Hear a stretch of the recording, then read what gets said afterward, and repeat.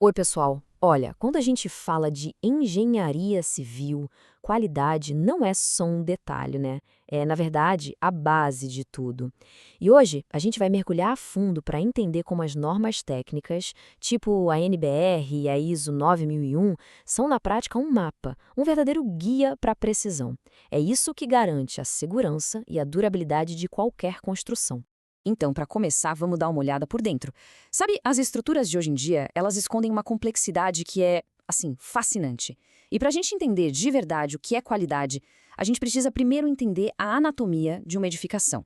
Pensem numa construção como se fosse um organismo vivo mesmo, sabe? Com vários sistemas que dependem um do outro para funcionar. Lá na base, a gente tem a fundação e a estrutura, que são responsáveis por levar todo o peso para o solo. Aí, mais para cima, a vedação e a cobertura agem como uma barreira de proteção. E lá dentro, as instalações e os acabamentos são o que tornam um lugar habitável. Ou seja, cada pecinha nesse quebra-cabeça é fundamental.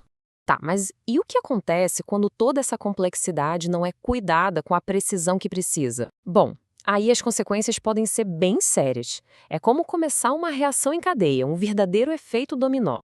Olha só que contraste gritante. De um lado, a gente vê a prevenção. É o resultado de uma execução que segue as normas à risca, sabe? Ela garante uma integridade que a gente nem percebe, é silenciosa. Já do outro lado, a falha. É o que acontece quando a inspeção não funciona. O resultado? Fissuras, infiltrações e o pior, a corrosão que vai comendo por dentro a armadura da estrutura. Prestem atenção nessa cascata de problemas. Tudo começa com algo que parece pequeno, uma falha na execução. Isso abre a porta, literalmente microfissuras, para um ataque químico. Aí a água, cloretos, todo tipo de agente agressivo entra, chega na armadura e pronto, começa a corrosão. O aço incha, expande e o concreto em volta racha, se desfaz. No final das contas, o que sobra é um risco estrutural gigantesco que vai exigir uma intervenção caríssima para não deixar tudo vir abaixo. Mas, felizmente, para evitar um cenário desastroso como esse, existe todo um conjunto de regras e sistemas. É exatamente isso, é o nosso mapa, o nosso blueprint da precisão na construção civil. E o alicerce desse mapa todo são as normas.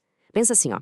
A NBR 6118, ela define o limite matemático da segurança das estruturas de concreto. Já a NBR 12655, ela cuida da qualidade do material talvez mais crítico da obra toda. E a NBR 15575 garante que o prédio vai funcionar bem, vai ser durável. E é importante dizer, isso aqui não é sugestão não, são as regras do jogo. Ponto. E a qualidade não é uma coisa que se faz uma vez e pronto, acabou. Não, é um ciclo contínuo, que nunca para. Ele começa lá na validação dos escopos, aí passa pela auditoria dos fornecedores, continua com controles materiais direto na obra e se fecha com os relatórios de conformidade. O mais legal é que o final de um ciclo já dá a largada para o próximo. É um processo vivo, sempre ativo, sabe? Totalmente proativo. Ok, agora vamos sair um pouco da teoria e ir para o campo, para o canteiro de obras. Vamos ver como esse mapa da qualidade é seguido na prática, no dia a dia da construção.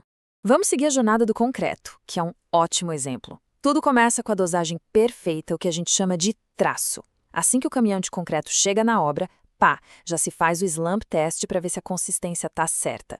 Depois são moldadas amostras, os famosos corpos de prova, para testar a resistência lá na frente. E aqui vem o pulo do gato, o mapeamento. Cada lote de concreto tem seu RG, registrando exatamente em qual pilar, em qual laje ele foi parar. E qual é o resultado disso tudo? É poderosíssimo. Imagina que, semanas depois, um daqueles corpos de prova falha no teste de resistência. Sem pânico! Com rastreabilidade, a gente sabe exatamente onde aquele concreto foi usado. A intervenção é cirúrgica, precisa e muito mais barata.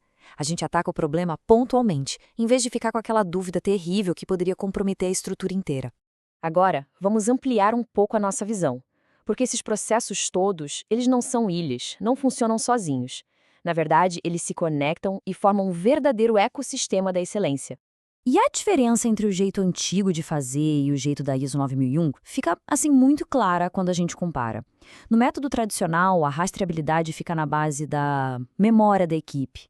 A detecção de problemas só acontece quando a rachadura já apareceu, é reativa. Já com a ISO 9001, Tudo é documentado, mapeado, a detecção de problemas é proativa, pega antes de acontecer e os registros ficam guardados para sempre. Isso muda tudo porque permite corrigir a causa do problema, o processo, e não só ficar tapando buraco. E é aqui que todas as peças se encaixam. As regras, que são as normas que a gente viu, elas alimentam o processo, ou seja, a metodologia da ISO 9001. Esse processo, por sua vez, guia a ação, que é a execução rigorosa lá no canteiro. E o que esses três juntos entregam? O resultado, a prevenção de falhas e a garantia de vida útil da construção. E no centro disso tudo, que a gente tem? Uma edificação de altíssima performance. Mas é claro que processos e normas não funcionam sozinhos. Eles dependem de gente. Na base da responsabilidade de um profissional está a parte técnica. Subindo um degrau vem o controle, a postura de aplicar as normas com rigor. E lá no topo, o mais importante de tudo, a ética e a responsabilidade civil. É a consciência de que uma falha não é só um erro técnico. Ela pode comprometer vidas, pode comprometer o patrimônio das pessoas. Então, para a gente fechar, fica uma reflexão que é fundamental. Qualidade não é uma tarefa de um departamento, de um setor isolado. Não mesmo. É a fundação. É o único alicerce sobre o qual a verdadeira engenharia pode ser construída. A excelência de uma estrutura, ela começa na precisão do processo. Não é um detalhe, é tudo.